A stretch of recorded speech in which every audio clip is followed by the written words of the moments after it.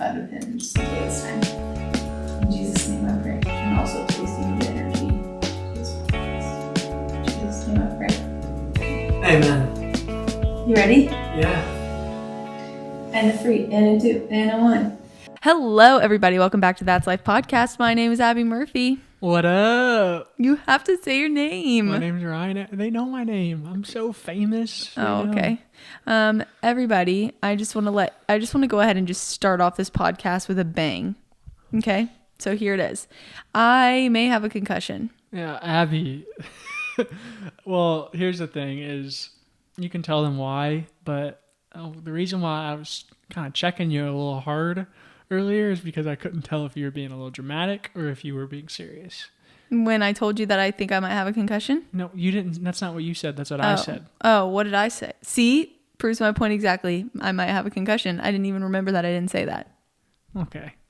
What do you mean you were checking me hard earlier? Well, because sometimes you can be a little like on the dramatic side.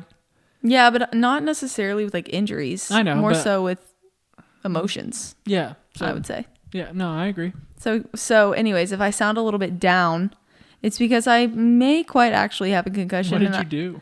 So this is what I did. So I'm vlogging today, vlogging for the people, because that's the thing that we're doing now is we vlog. Mm-hmm. And so I'll take a day, and today was just, I'm also very tired, which I feel like I wasn't until I hit my head. But anyways, so today's the day that I chose to vlog. Humpty Dumpty fell down the block and hit his head. That is sensitive. Why? Because I do have a bump on my head.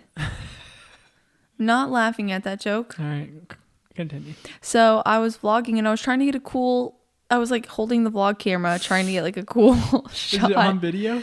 No, because I didn't hit the button. I like went to hit the button right as I hit my head. So I was like walking, looking into the screen, trying to get the like weight rack in the video, and then my head just went what, like I was walking and what, bam. I mean, it like you didn't even have time to react to like soften it. No, it like hit it straight on, like smacked it, and it hurt so bad. And I literally like I didn't realize what happened until my head started like throbbing. It was so bad. It's not even like I'll show the camera, but like there's a little shiner on there. There's a shiner for sure. But I am a little bit nervous because usually when you hit your head, you want it to kind of like poke out and get big because that means that nothing is happening internally, but not as much as I feel like it should have for the amount of force that hit my head, because it was like the harsh edge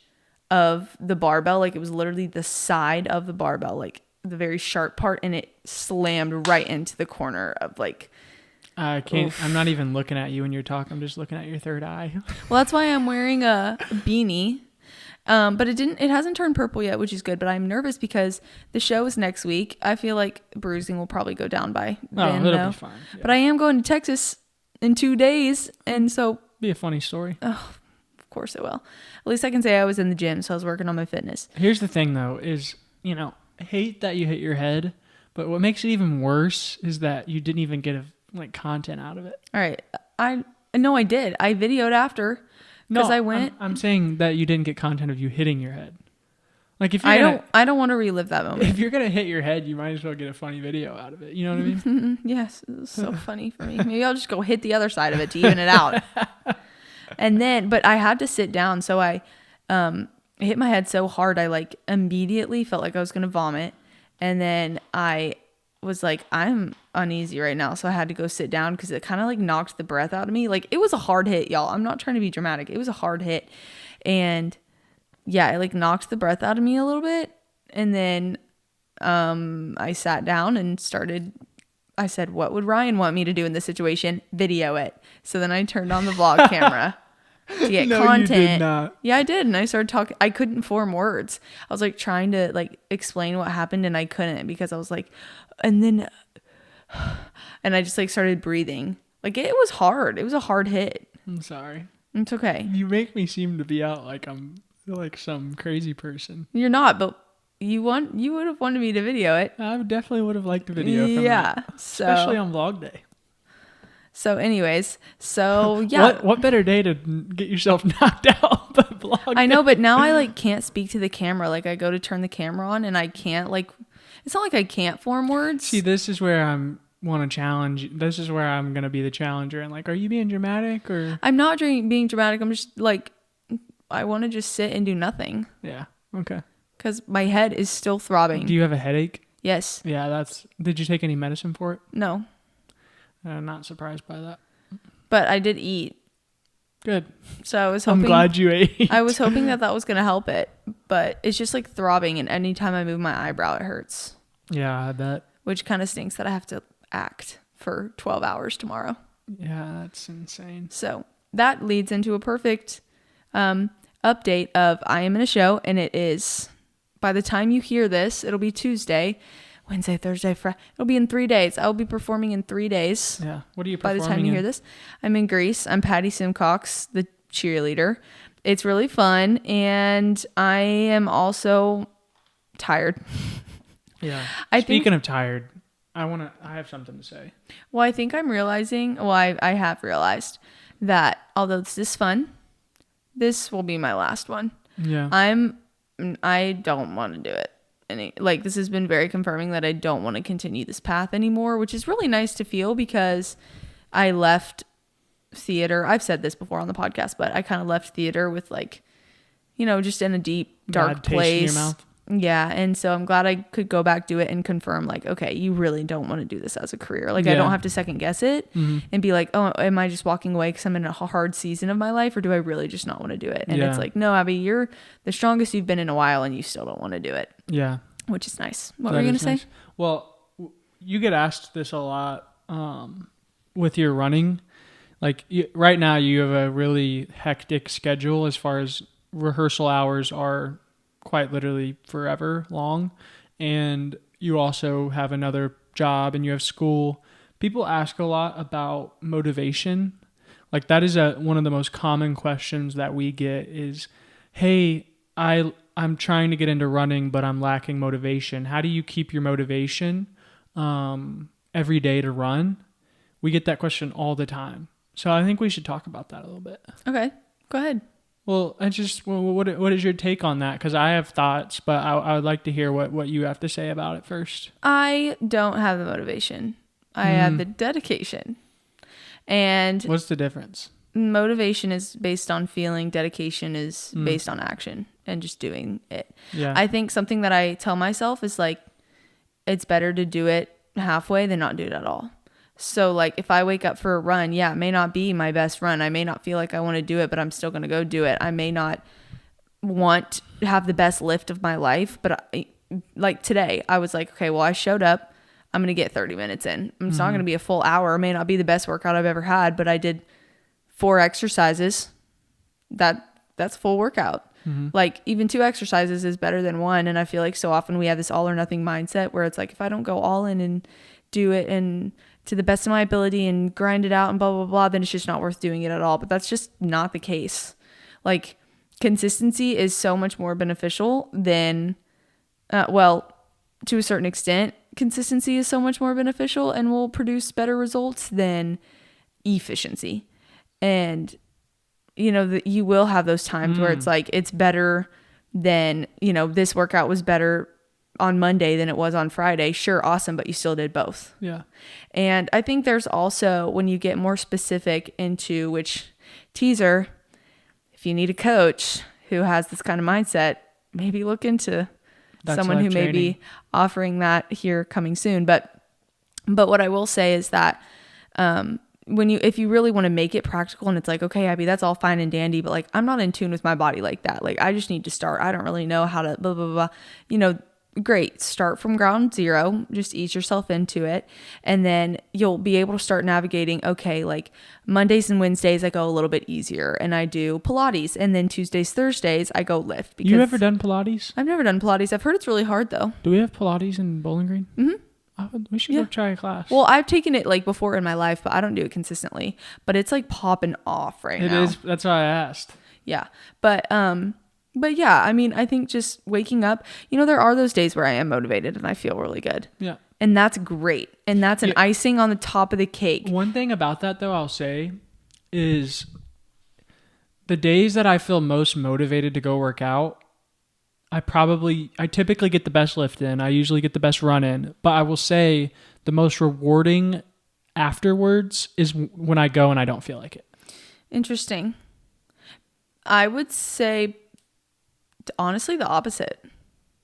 Like, I feel like I fall into the trap of feeling really motivated and waking up with a lot of motivation and then walking in and crashing for some reason because I have all this pent up motivation and I'm like, oh my gosh, this is going to be the best ever. And it's almost like I set my expectations too high to where then I finish and I'm like, but when I walk in with no expectation, I'm like, I'm just going to try to get through it. I end up going like 15 to 20 minutes longer because I just am like, okay, lock in, zone in, get it done, go fast.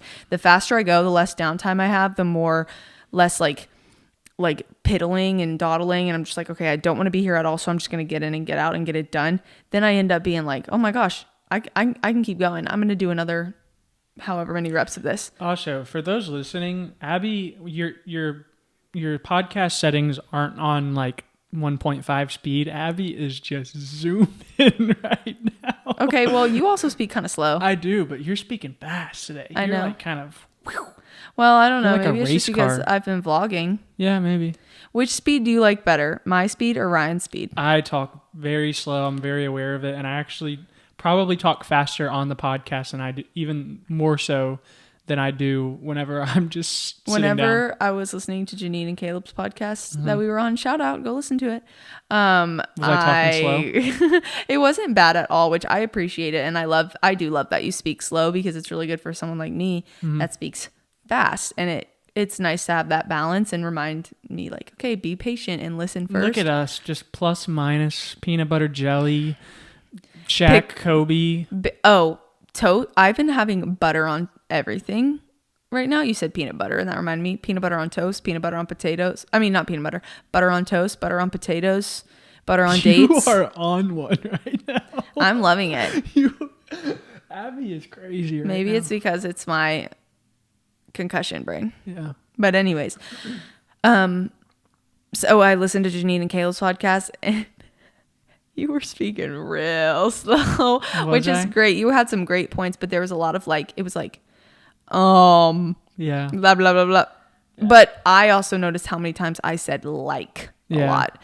I literally kept saying like, and like, and I was like, oh my gosh, which I feel like we notice it a lot more listening to ourselves than other people would, but I still feel like it's something interesting. That's something to kind of like take note of. I've been trying to work on that, and it's really hard to not say like, especially when you're trying to not say it. So, because you'll catch yourself thinking about not saying it while you're telling a story or having a conversation, and then you kind of jumble your words and you forget what you're even saying. I know, I'm being mindful of it right now too. I was trying to wait and see when you were going to say it. Yeah. We should do a challenge right now. The first person to say like has to do a dare from the other person. Okay. Starting now. All right, let's do it. Okay, let's do it. Would you like to give an NBA update? You would. Yeah, no, I want to go back to the motivation versus dedication thing. I think we should sit there for a little bit because I have some thoughts on that. I think people are really curious of how we can. I'm trying. I know. So I'm hard listening. Right now. Okay, I'm maybe done. I quit on the like I was part. going to say because I wasn't even listening to what you were saying. I was just listening to if you're saying like. I was trying to say words, so we can try that off the podcast. Yeah, we can. But I think people want to know what's like the practical steps of, okay, I don't have motivation today. I really don't want to do it. How do you just get yourself to get up and do something? Like how how can you wake up every morning at 5 a.m. whenever you went to bed at 11 p.m. and had 5 hours of rehearsal that night? Like what does that look like practically? Well, I know that if the thing that keeps me dedicated practically is knowing how I feel if I don't do it. And I have to think of that. I have to think of the consequence of that feeling. Yeah. Because yes, you don't want to be driven by feelings and motivation, but also like use that as a tool to keep you consistent, because the days that I do what I set out and plan to do, those are the days that I feel good. And you don't want to feel bad. Like you just don't. Like I have never finished a run and been like, oh, I wish I didn't do that. Yeah, it's the same with reading the word. It's a little different because, our spiritual training is of a lot more value than physical. But I've never finished a day and was like, man, I read way too much in the Bible. Yeah. Like I've never just thought I spent way too much time in prayer today. I think also you have to evaluate your goals. Like with the Bible, like our end goal is to get to heaven to glorify the Father. So it's like you're training for your ultimate future. So that'll keep you consistent. Yeah. But what if you already have heaven? Well, then you can't help but want to know more about Jesus. You know? Yeah. Like accepting Jesus into your life as Lord and Savior over like who you are and everything you do. Like if everything you do is based around that truth, which as Christians, that's what we're called to be, the cornerstone of who we are as people is the Lord. Like I can't help but want to get closer to him. Yeah. And how do I get closer to him? Reading his word. It's like whenever you accept Jesus in your heart, there's something that happens where it just produces an obedience, and it produces something in you that just longs to know Jesus more and desire for that relationship. Your desires change. There's scripture that backs that up. But yeah, totally. like my desires have completely changed since I've accepted God in my heart. Like I want to know him more. I want to filter every one of my situations, every one of my choices, every one of my decisions. I want to filter that through a lens that glorifies God, and I want to filter that through, okay, what would Jesus do in this situation? Yeah, exactly. And I mean, taking it back to like training and consistency and using that is like the same thing. Evaluate your goals. Evaluate. I think this is really good. Thank you. I feel like there have been so many times in my life where my goal is the driving factor, which I feel like is very beneficial. Whether that's just your goal is to have a healthy life, whether your goal is to be a healthy mother, or be healthy in your old age and be able to open the jar of pickles, or even so young as to like, I want to be on the varsity team my freshman year in high school, or I want to whatever. For me personally, there is a massive difference in my consistency in training, in my mindset in training, when my goal is physique focused rather as opposed to race goal focused. Because this October, after I finished the ultra, I was like so excited to get back into the gym, and I didn't even realize part of the reason of why I was crashing and burning. There were a lot of factors to that, which I've talked about rest a lot on this podcast, if you want to listen back to some other ones about that. But another added level to that was the driving factor was my looks. And I was like, I have a runner body right now. Like, remember me telling you, like, I'm getting my muscle back. I want to get my muscle back. And there's nothing wrong with that. But it was to a point for me to where the reason I was walking into the gym was like, okay, time to make my body like look better. And that to me feels vain, because again, there is nothing, I want to differentiate. There is nothing wrong with having physique focused goals. There is nothing wrong with wanting to change the way your body looks due to certain things. But for me as a person, in my convictions and the background that I have with body image and the background that I have with dealing with things, I knew mine wasn't coming from a genuine place. Mine was coming from a place of like, well, let's see how much I can, and let's use that as the only thing that's driving me to work out, rather than like, well, I want to be healthy. I want to do this healthily. I want to. Yeah. It's not sustainable. It's not sustainable. And that's why I was crashing and burning so much too. Cause I just went all in way too hard. And my goal wasn't to be the best version of myself. My goal was to fit this image that I had set. Yeah. But like, I was trying to fit my image, not the image that God made me in his image. Does that make sense? I kind of jumbled my words there a little bit, but like, I was trying to fit my image, not his image. Yeah. And it's hard, and I'm not saying my outlook on it is like benchmark or blank statement for everyone, but for me personally, that's what I fell into the trap of. Yeah. And so I think you just have to navigate your goals and also navigate what you've been through, how it's affecting you in your life, and how sustainable it is. Because now that I'm, training for this race, I am so much more consistent, because that goal is to run the race. And yes, I have certain paces that I would love to hit. But again, like in any race, I've said this from the beginning, my goal is to run the race. I never want to cross the finish line and be disappointed. Yeah, I've Ever. heard people talk about that. I never want it to come down to that. I love running, the joy of running. I never want to lose that. And I couldn't imagine I'm very competitive, and pre-Jesus, I was just a lunatic. I was a nutcase. Like, I was crazy. Like, if my outing for, like, I played college baseball, if my pitching outing didn't go exactly how I wanted it to go, I could have thrown very well. But I have stories, and my close friends from junior college will tell you, like, I would punch everything. I would freak out. I wouldn't talk to people. So I'm competitive. I understand that. But now that I've found God and, truly what, drives my life and what matters most, if you think about it, like, I couldn't imagine finishing a race and just being disappointed. After you put all of that training and effort into it, and then you spent hours running the race, and then you finish and you're exhausted and you give it your all, and you're just like disappointed in yourself. I couldn't imagine that. I know. And I think it's a very person to person thing. Mm-hmm. Like, there are some creators that I follow that I will say I could imagine that because I was once there, but I would just say that I would not want to go back to that place. Yeah. I should say that. I could imagine that for sure. So I don't want to make it seem like people think I'm like, oh, like, you're crazy for caring about your time. Like, I completely get that. Don't get me wrong. You couldn't imagine choosing that over being proud of yourself for accomplishing it. Yeah.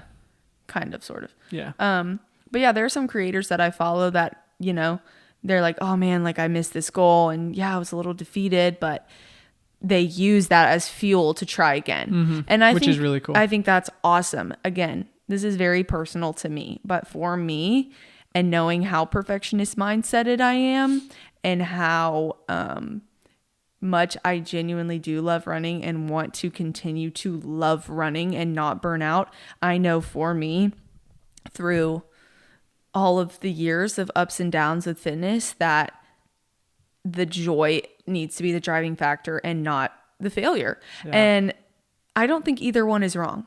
I really don't, because like I said, like, they use those failures as fuel to be like, okay.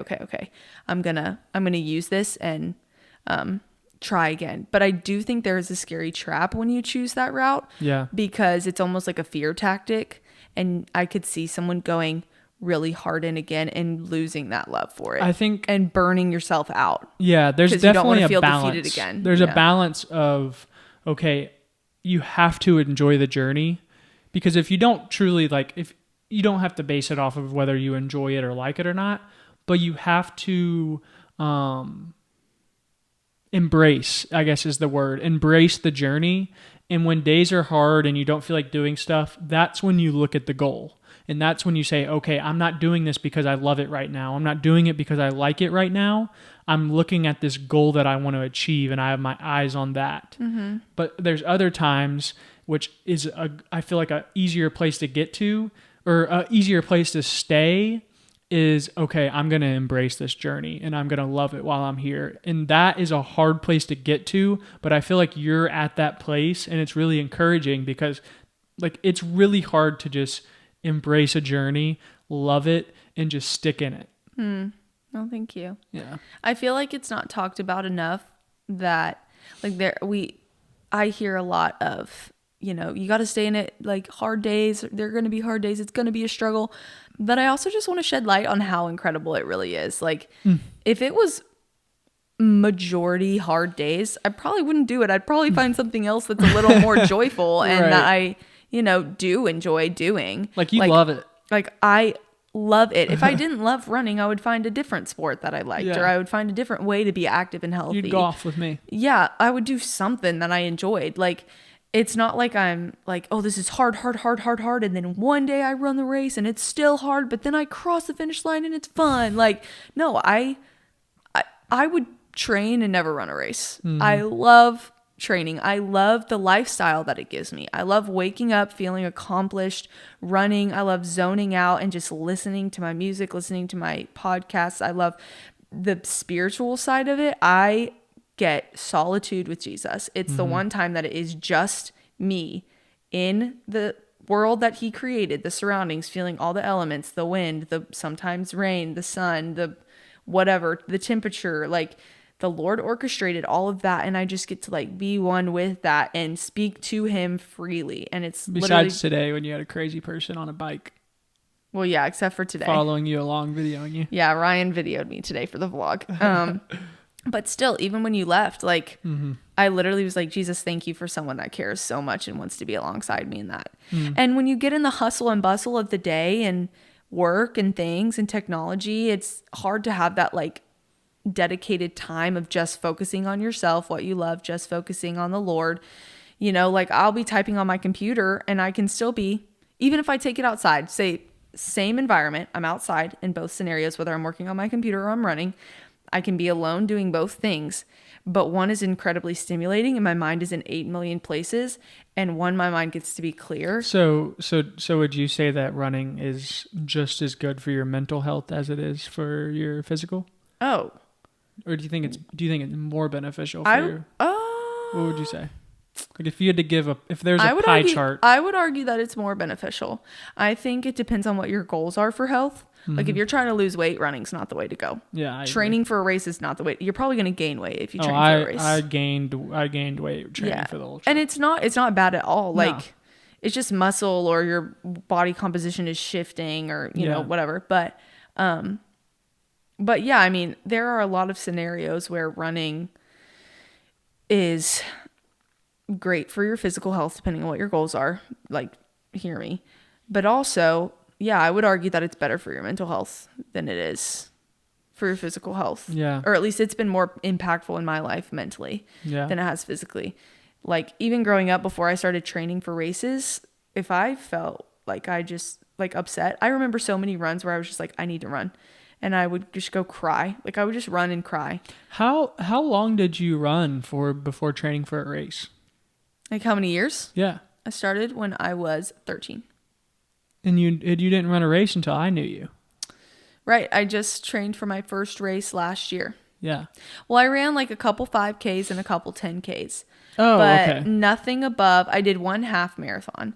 And then my sophomore year of college, I started training for the Nashville Marathon. And then I dropped out a week before because I got way too obsessive about it. And I dropped out.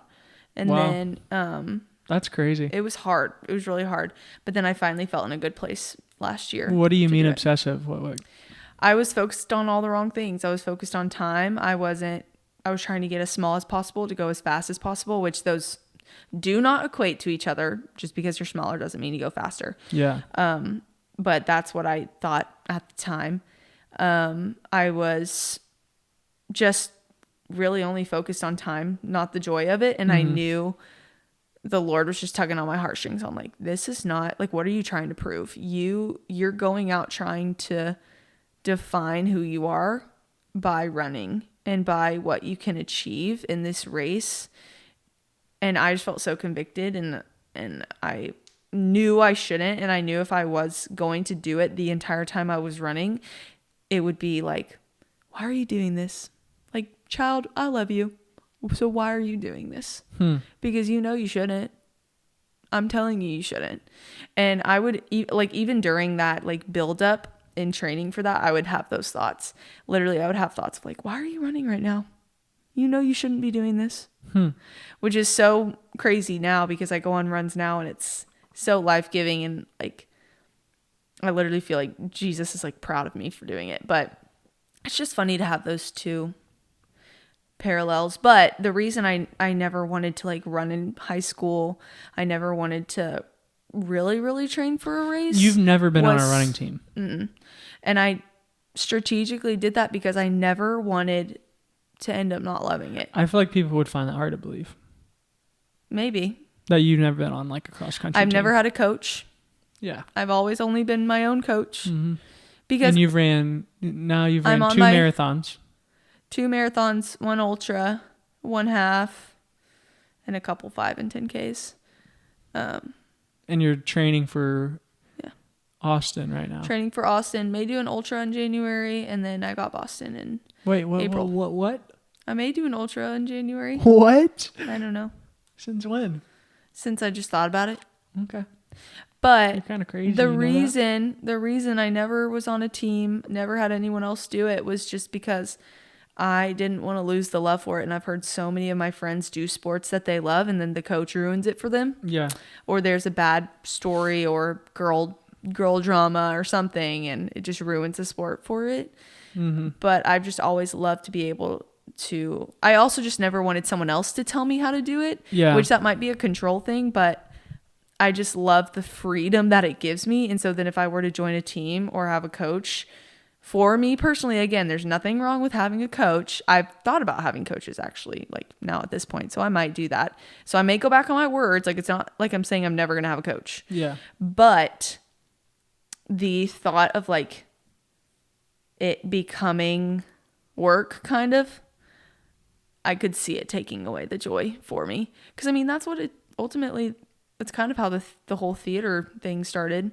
Like, I started equating performing with a grade and with, you know, just like check marks off a list. Yeah. And I lost the love for it.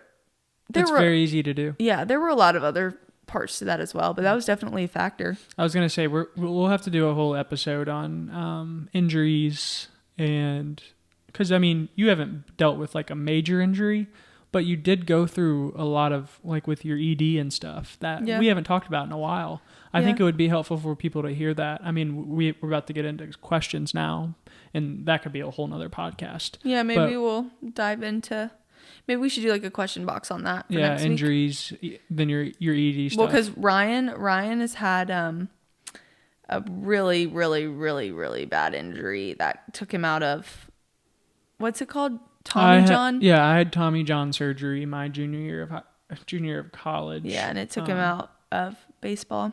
Yeah, for a full year. And then he had to play on an injury. And yeah, I basically played injured my entire 5th year in college. Yeah. Yeah. So that can be next week's episode. Yeah, it'll be fun. Okay, one more thing to touch on before we get into these questions. What team are you on for Dancing with the Stars? Oh, because I was going to ask you a question too about we can do 2 questions then. Okay. What team am I on? Mm-hmm. Well, I haven't watched it in a while. Oh, well, these are the people that are left. Joey. Yeah. Well, Abby thinks Joey's so hot. I don't think that, but Joey is going to win. So good. Joey is going to win. And he's America's sweetheart. He is America's sweetheart. And truly. Ryan's uglier than him. All these things that she's been telling me. Did you know that The Sexiest Man Alive came out? Really? Yeah, guess who it is? Fat Perez? I don't know who that is. Oh, it wasn't him? No. Who was it? John Krasinski. Oh, I can't deserving. say his name, but yeah, he's really cool. Yeah. But okay, so there's Steven and Riley, the pommel horse guy. Oh yeah. Alona, the rugby player. Joey. Chandler, the girl that's a dancer. Chandler and Brandon. And then who's the last person? Oh, Danny Amendola. Oh, I'm going with Riley. Dude. It's not that I don't love Riley and Steven, but Joey. I'm not going for Joey. Why? Because he was the Bachelor. I'm jealous. And you're jealous? I'm jealous of the guy. My fiance is just all over him all the time.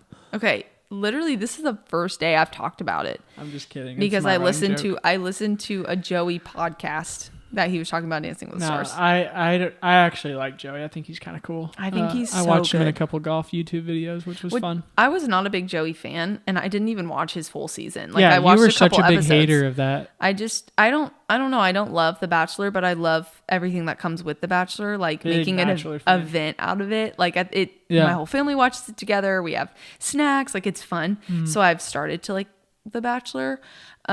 And I like listening to podcasts about it and stuff. I like hearing people talk about it. I think it's fun to hear other people's opinions and takes and stuff. Yeah. But I wasn't invested until Jen's season when we started watching it with friends. And yeah, so I didn't even really like Joey that much. Not that I didn't like him. I just wasn't invested in his We've gotten plot. to know a lot more about Joey post-Bachelor. Yeah. And so he's really, when I saw him dance and like just his heart for dancing and then his heart for Kelsey and it was sweet how he like struggled to be intimate with another girl in a dance because he was like, it's just weird. Like, I only like Kelsey. Like, I don't know. It's just, he seems very loyal, very kind, and he's also very talented and works hard. So Yeah, he does. that's seem why like I'm a Team genuine Joey. guy. I've been Team Joey since day one, but also Team Reggie. But then Reginald, Reginald. that was really he's emotional gone for quick. me. But you're Team Riley and Yeah. Steven? Yeah. Are you Team Riley and Steven because of Steven or because of Riley? I think Steven's funny. Oh, he is funny. But I think this is my predictions. Well, I had my favorite guy's not on there anymore because Dwight? he got in trouble. No, He got in trouble. my favorite dancer from last time. We don't need to talk about that. What's his name? I remember, but we don't need to talk about it. Okay. Because we don't know if it's true or not. No, I wasn't gonna bring up what he did or what he did not do. Oh. I was just gonna say he was my favorite, but that now he's not on the show. Yeah. Anyways, but this is how I think the eliminations are going to go. I think, so this is getting uploaded Tomorrow. on Tuesday when the next thing will come out. So tonight, I think, sadly, I say with a regretful heart, Alona is going to get eliminated. The rugby player. Mm-hmm. Then next week, I think it's going to be Danny. And then the next week, I think it's going to be Steven. No, they're winning. And top 2 is going to be Joey and Chandler. And Chandler's the one that's been a dancer before. So and the cheater. I think, We're gonna just call her the cheater. no, don't say that. It's And then cheating. I am calling it right now. Joey Grausaday is going to win Dancing with the Stars. I didn't know that was his last 34 name. or 33. Season 33. I don't know. Yeah, Joey Grausaday. I'd have an opinion about, like, I don't think you should be able to be on Dancing with the Stars if you have a dance. Like, I don't think like if Abby ever got asked to be on Dancing with the Stars, I don't even think that'd be fair. I would say yes. Well, obviously you would say yes. But It's I my don't dream think to it be would on Dancing fair. with the Stars. I would love it. Yeah, you would crush it too. Thank you. But what they do is they get dancers on, but then they like twist it to say they've never done ballroom before. Because like they've had like Charlie D'Amelio, they've had that's Kenzie cheating. Ziegler, they've had JoJo Siwa, they've had, Are they all dancers? they're all dancers. Yeah, that's cheating. But they've never done ballroom. Let's still have a dance background. Yeah. I just think that's not very I don't know fair. if it's cheating. It's not cheating, but it's not They fair. definitely have an upper hand. They have an upper hand. It's not very You fair. have to admit though, it's entertaining. It's like Barry Bonds taking steroids, and it's like, he wasn't cheating. He just had an upper hand. I don't know Barry Bonds. He was a baseball player. Okay, let's get into these questions. Yeah. First question for Abby: Mike Tyson or Jake Paul? Who are you picking tonight? Oh, that does come on tonight. I forgot. I need the questions, by the I was way. like, why is he not reading the questions? And then Yeah. I forgot that you have to use my phone for it. I'm not a big wrestler girl, but I am really interested in It's watching not wrestling. that. What is it? It's boxing. Isn't that the same thing? pretty much? No, it's not the same. What's the thing. difference? Wrestling is like you get on the ground. Boxing is just punching. Oh. You can read those, and then if we need more, we can use Chat GPT because I sent you some screenshots on our text messages. Okay. So we're doing, This is questions guys are too afraid to ask girls. and we're gonna be completely honest here, guys. We got hundreds of answers from you guys for the girls, like what the girls are too afraid to ask. We have 5 questions here. I will say though that the one that we got a bunch of questions on, the girl one, I put that up for like 4 or 5 hours before we filmed. This was up for like an hour, I think. This has but- been up for 2 hours. Oh, yikes. Okay. So we'll get I guess right that into shows it. who listens to us. You have to represent the males. Yep, I am. You didn't even talk about the NBA. all 5 of our guys here. I'll talk to the NBA later. Okay. First question is, does height matter? Oh. Short kings. I like to say no, but I think subconsciously yes. Like I think no, but I'd be lying to you if I told you it doesn't make me feel comforted that you're taller than me. Like I love that you are taller than me. It wouldn't be a defining factor. Like if you were shorter than me, I would still love you just the same. 100%. I'm also kind of like average height for a girl. I feel like it's different for taller girls as well. But I love that like my head fits under your chin. I love that your clothes, like your sleeves are long when I wear your sweatshirts. Like those things all come when you date a tall guy. But does it matter? No, Okay. it doesn't matter. It is a plus, a very big plus. Is it a preference thing? I think it depends on what girl you ask. There are definitely girls out there that are like, I won't date you if you're shorter than me. I wouldn't say I'm personally like that. I don't think people should be like that. But I do think subconsciously, I will say it affects how I am physically attracted to people, definitely. Mm-hmm. But I've been attracted to people that are shorter than me. Okay. So, yeah. All right. That's what I'll say on that. This is a good question. Do Okay. girls notice when we put effort into our outfits? I'm the wrong person to I know. ask this question to. That's why I wanted to ask you. I would say majority, yes, for people like me who go out in red shorts, blue top, and flip-flops with a beanie. I would say no. Because, like, I didn't even notice how Ryan really dressed. Like, I knew he had good style, but I didn't notice, like, specifics about it. But when talking to my friends, they are like, oh, I love a guy that has that, like, I'm trying not to use the word aesthetic because you've roasted me today for using the word aesthetic. No, I didn't. I'm trying to coin the term unaesthetically aesthetic. It doesn't make any sense. Exactly. So I'm trying to make it make sense.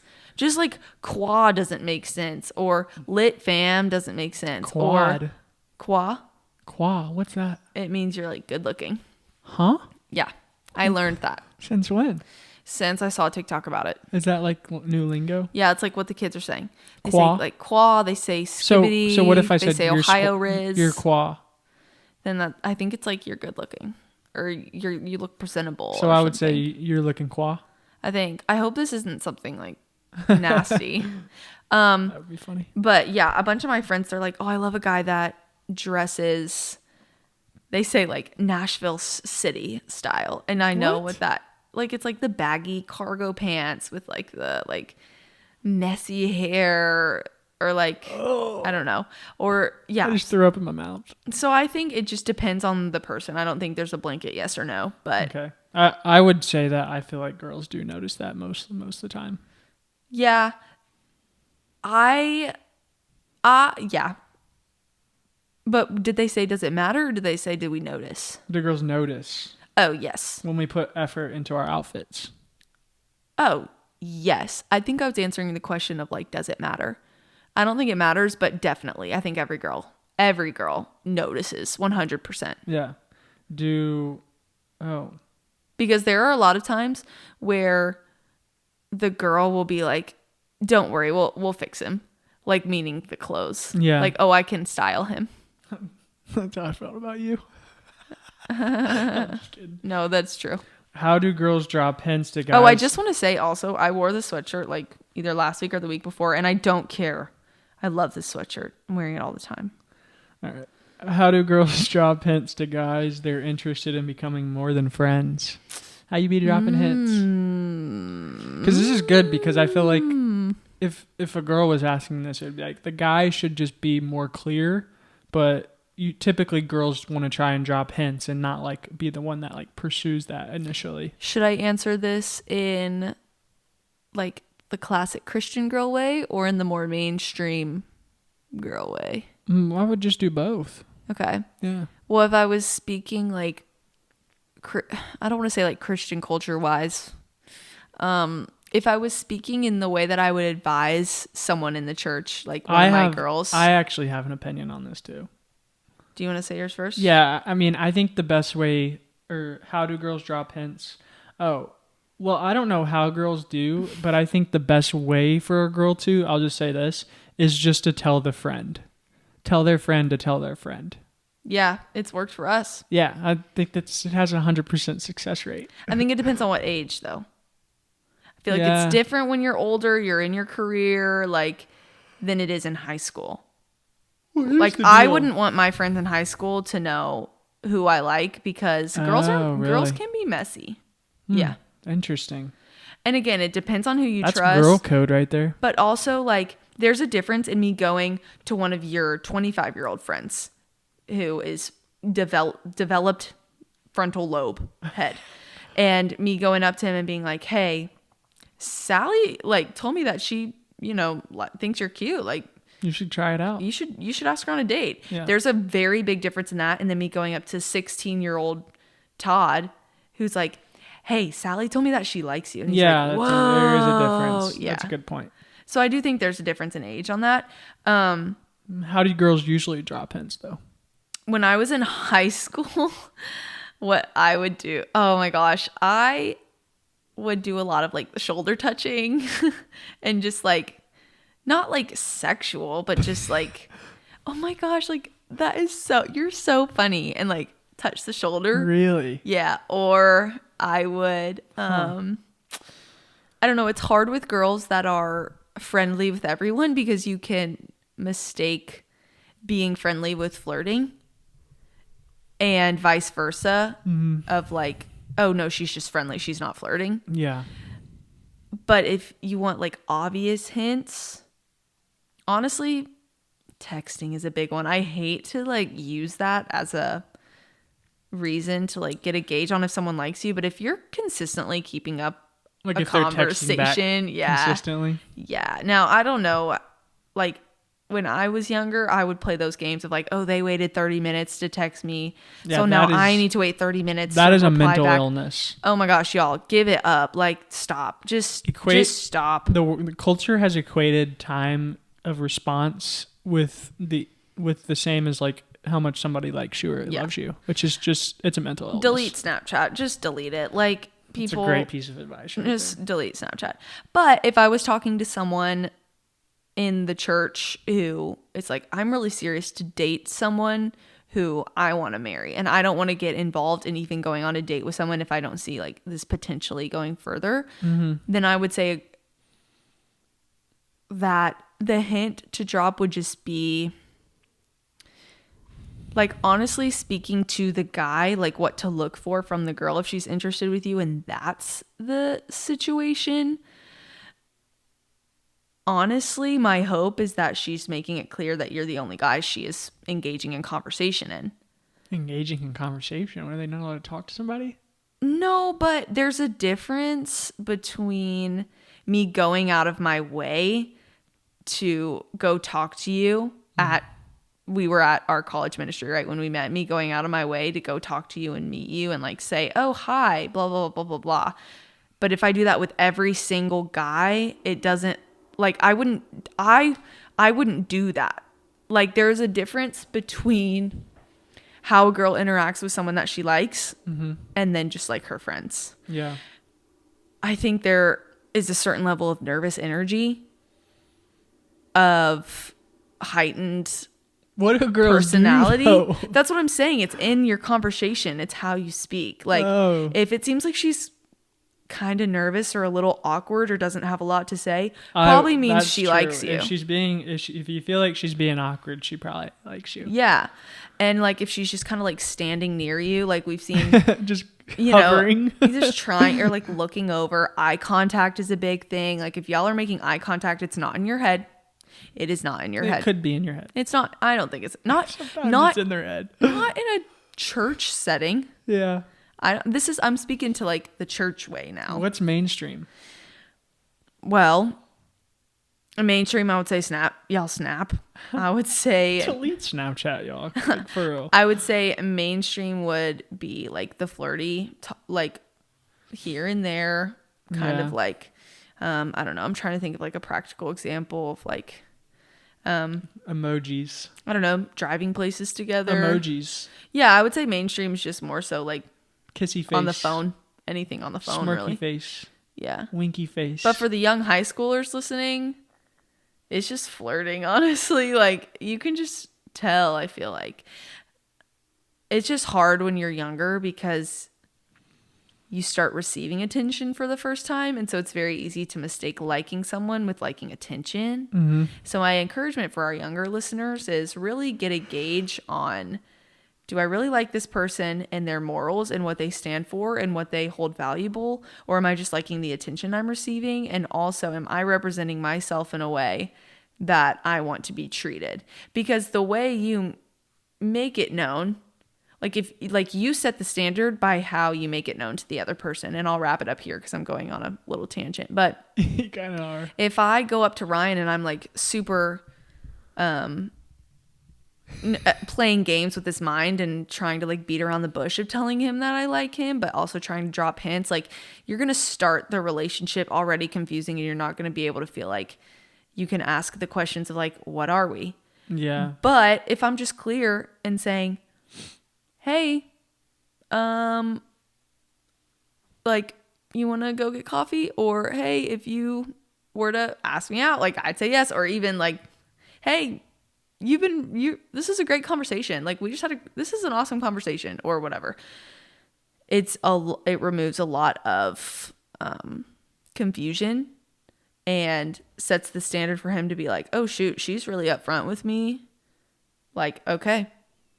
I feel like when you're younger, both parties kind of want to like match each other's energy a little bit more. But when you're 100%. older, you're more confident in your choices. Yeah. So. Okay. This is a good question. Are you going to ask it? This is a good question. What does a period feel like? I couldn't tell you. Is that why you paused? Yeah. No, I have had my period. I just haven't had it in a long time, but I still do have the feelings of it. Actually, for me, it's different for all girls, but for me, physically, it is just like cramping. You feel bloated. You feel like you have a lot of water in your belly. Like, it just feels like you chugged like 2 Dasani water bottles. Dasani's the worst water you could buy. Okay. Anyways, don't you agree? I don't know. I just drink tap water. Dasani and Aquafina are the worst waters. Okay. But it just feels like you just chugged like 2 bottles of water and then jumped up and down like 10 times. Ugh. Yeah. It is super bloated. And also you get like the period poops and stuff. So it's just like not fun. Your lower back hurts. It's bloody. What, a period? Period poop? No, you just poop a lot. Oh. Like, I know a sign for me that my period was coming was I would poop a lot the day before. But emotionally, you're just kind of all over the place. I would get really hungry. The day before my period, I would like not have an appetite at all and not be hungry. And then the day I would get my period, I would be like starving. And then a couple days after, I would be hungry and not hungry at the same time. It was such a weird feeling. Yeah. So it's just, you just feel very out of your body and also just very self-conscious, and it's just not fun. And then once you're past it, then you feel on top of the world and like a shining star. What does your period feel like? Men do have periods, actually. They just don't, it's not blood. No. Anyways, do you admire a guy after he chooses to be vulnerable and bear it all in front of you? Define admire. Like, admire, like, okay. Do you find it attractive when a guy is vulnerable? Yes. Extremely. So why did you find me attractive? Because everyone has stuff. Yeah. I don't care who you are. Mm-hmm. I don't care what you've been through. You've been through something, you have something. Yeah. There is something there. Yeah. And I feel like, now I will say, if it's like you're constantly, oh my gosh, it can get overwhelming. Again, there's probably your match out there for you. That's not something I need, because I'm more so on that front. And I need someone to kind of be like, okay, you need to chill now. Which is another reason why I was attracted to you, because of that. But I do think like you find me attractive, right? Mm-hmm. You are attracted to me. I would say part of the reason because I am vulnerable and open about how I feel. Question mark? Yeah, I mean, I'm more attracted. I was more initially attracted to just like your spirit. Which that is a part of my spirit, I guess. Yeah. But we have grown a connection through vulnerability and me being able to be like, please tell me how you feel. And you being like, oh, someone wants to know that. Yeah, that's a great point. And so I would just say that, like, it's the same reversed. Like, if I'm someone who's very quick to shut off and you're someone who's more vulnerable, like, those are very good pairings together. And so I feel like girls love when guys are open about how they feel, and it's been stereotypically it's just drilled into guys, like, don't cry, be the man. Like, what does that even mean, be the man? Like, be tough? Like, it's 2024. Being a man is being in touch with your emotions. Like, we need to start leading in a way that lets people and women in relationships know, like, if you want to be a good leader as a male, let the girl know she's valid in feeling her feelings by showing that with your actions and also feeling your feelings. Yeah, like, if I think there's a little bit of a line though to where you need to be able to control your emotions. Yeah, but that control is also sharing them. Yeah, that's true. Sharing them doesn't mean... That's a good point. Yeah, sharing them doesn't mean, like... Thank you. It doesn't mean, like, oh my gosh, Abby, sharing them I do that, like, every day. Being vulnerable isn't always, like, the world is ending. That's a good point, yeah. Being vulnerable can also just be, like... You know what I've learned, too? What?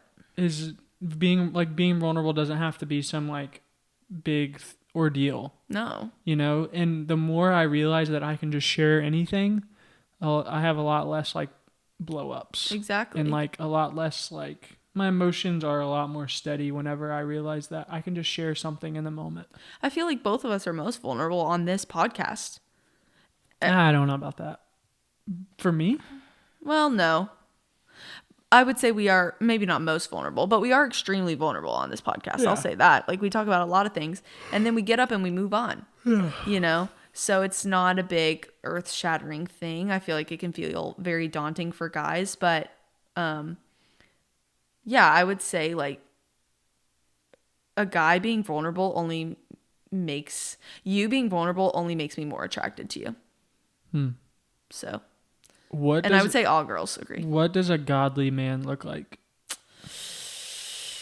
Like, what does it mean? You're looking at him. What does it mean for someone to be a godly guy?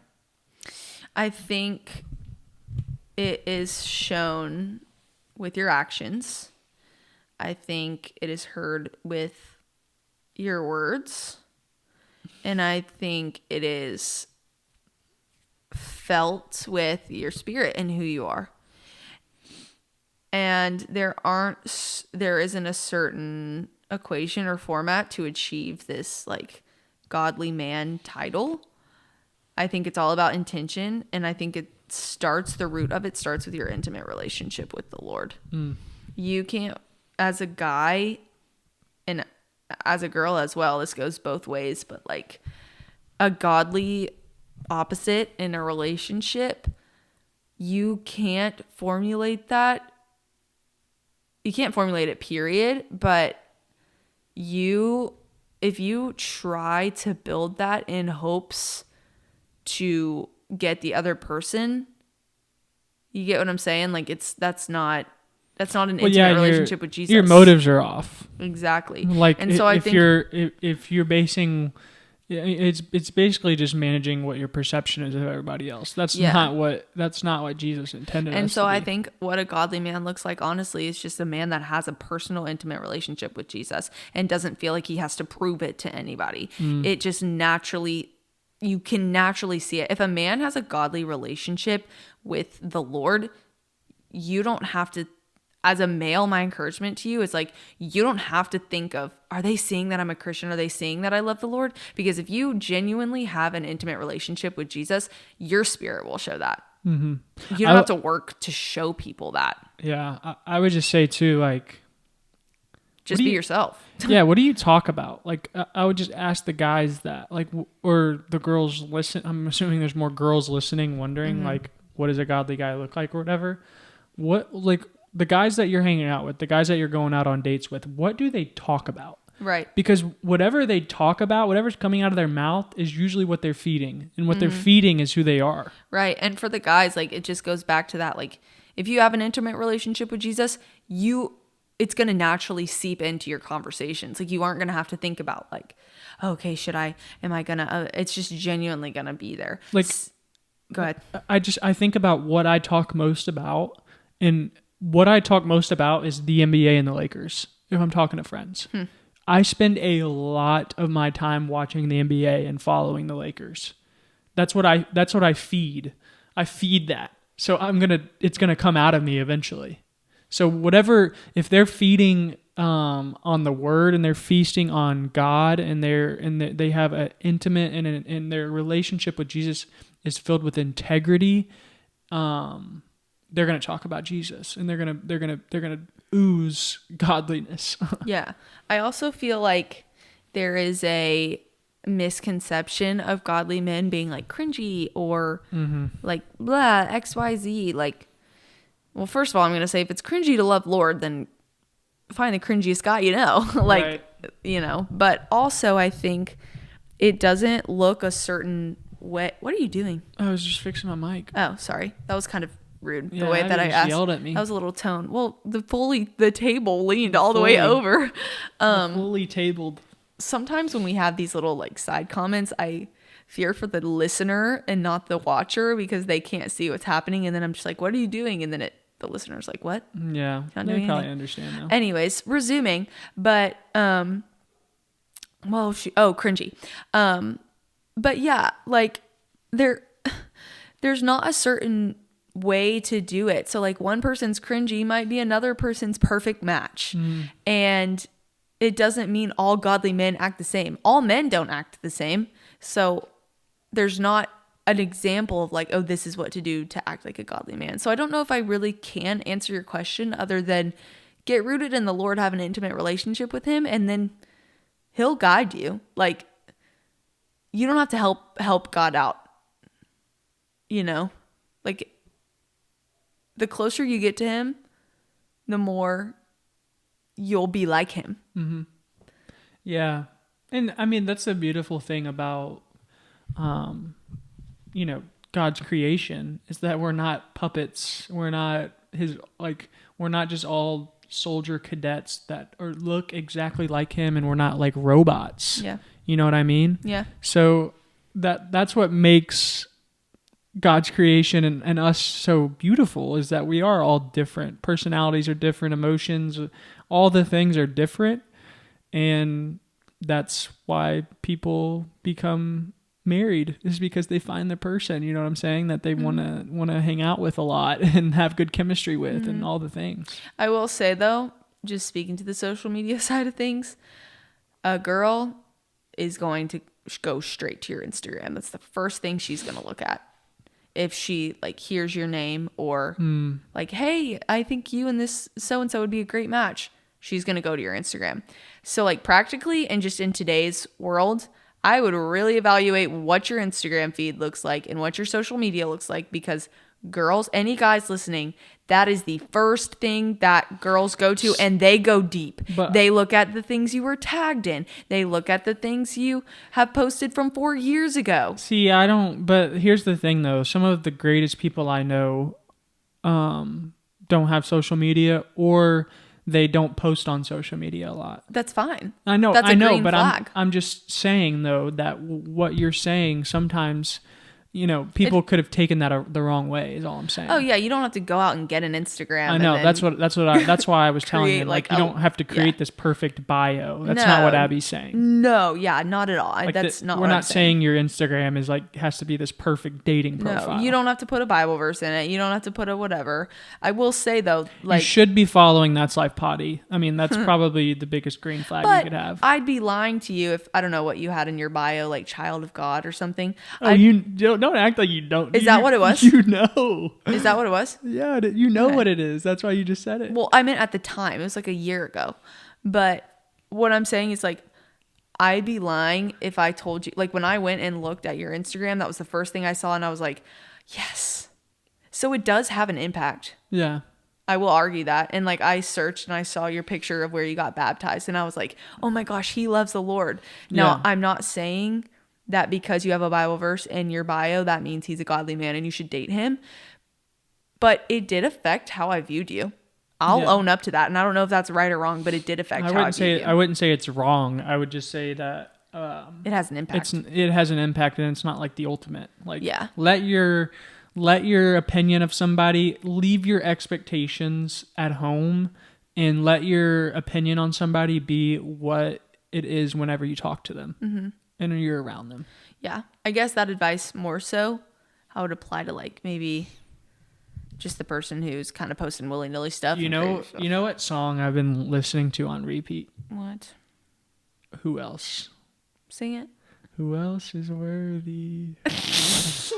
Why did you just get shy all of a sudden? Because I'm not a good singer, and Abby always tells me how bad I am. No, I don't. I never have said that. Abby tells me I'm horrible all the time. When have I said that? I literally have said he's actually pretty good. Anytime anyone ever asks me. No, you said I was tone deaf. But I've never said that. See, Ryan has the rude humor. And so since I don't have the rude humor, he has to pin it on me to have the rude humor so that it evens out. No, she did say that I have like bad harm. You said I had something that was bad. No, I didn't. Yeah, you said that I always go really high then low or something. Oh, yeah, but that's not bad. I don't didn't say know. it was bad. What does that mean? I just said that like what is the words that you used? like when you sing the melody of a song, it's just funny. Like your range when you sing it is like so like example, like the song, the way the line goes is who else is worthy, da da da da da, right? And you'll pop off and you'll be like, who else is worthy? Yeah, who else is worthy? I'm trying to catch all the ranges. Yeah, it's just funny. Like it's the concept of like, just these are the notes within this little parameter, and Ryan's like, so let me go to the highest and the lowest. You know what? Whenever you're singing a song, like, do you try and mimic the person singing it? Like, you do try and sound like them? Mm-mm. I do that. I try. Do you? Yes. I thought everybody did. I asked somebody that the other day. Do you do that and when they I said no. lead worship? I try and sound like whoever is singing. What do I sound like when I sing? It just depends on what you're singing. Oh, it sounds different for whichever song. Well, I feel like sometimes you're a little higher and sometimes you're a little lower. Oh yeah, but that's the song. Yeah, and I'm trying to mimic whoever's singing it. I don't. But are you trying to mimic where they're singing it, like the high and the low, or are Yes. you trying to mimic the way their vocal quality and like the how they form the words and like what they say? Like, there's a difference in the way I sing and the way Savannah sings. Savannah's a girl at our church. Yeah. Savannah has that like raspy Oh kind of no, like. I don't try and be raspy. I just try and mimic their high and low. Okay, so what Ryan is saying is that he tries to sing the notes to the song. Yeah. Yeah. Yeah. Whatever. To the music people listening, that's going to be really funny. Okay. Well, haha. Hey, listen, everybody. That was a great episode. This was a great episode. We love you guys so much. We really, truly do. And now we're going to finish vlogging. And I may go So to here's the deal, hospital guys. because I may have a concussion. Here's the deal, guys. Vlogs coming out every Friday. Podcast obviously comes out every Tuesday. And we're excited. I don't know where I'm going with that. I just wanted to let you guys know we're excited. Here's a rundown of everything we do. I post 3 to 4 times on TikTok every day. I post once a day on LTK. I post 1 to 2 times on Instagram every day. And then everything usually from TikTok and YouTube goes, or on Instagram goes on YouTube Shorts. A vlog every Tuesday. No. Or a vlog every Friday. A podcast every Tuesday. And I'm just letting them know. Stay tuned for all that because it's And- really exciting. Weekly vlogs are here. Mm-hmm. And I'm really trying really hard to make them good with Abby. Mm-hmm. We're both He's- really putting in the work. He's the idea and cameraman, and I'm the editor. Yeah, and Abby's doing a great job, and we're really trying to, make videos that people like. So I just wanted to let people know that. Thank you. And then we also post on our personals too. Yeah. If you want to see the fit checks, I post a lot of fit checks on my personal. You Instagram. do. You need to let's mix in like another human being on there. We're getting a lot of selfies. I just posted a selfie with you. I'm just kidding. Goof. Anyways, hey, listen, guys, we love you so much, and this has been so fun. That's Hopefully, I life. don't have a concussion. And Jesus loves you too. We love you, and Jesus loves you. Peace. And that's life. That was such a good episode. All right, we need to get the thumbnail real quick. Who else is worthy? Can you edit that so that I can turn this off? There is no